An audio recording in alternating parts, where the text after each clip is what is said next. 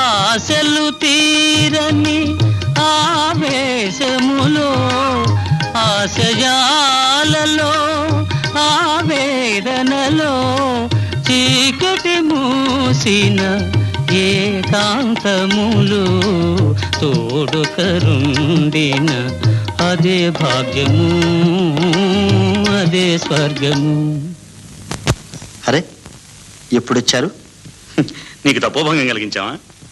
లేదు, నా తపస్సుకు మెచ్చి ఆది దంపతులు ప్రత్యక్షం అయ్యారు. మరి ఆపేశావే? పాడు.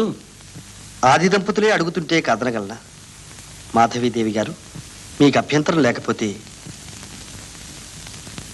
కాదనకండి. బ్రతిమాలించుకోవాలా?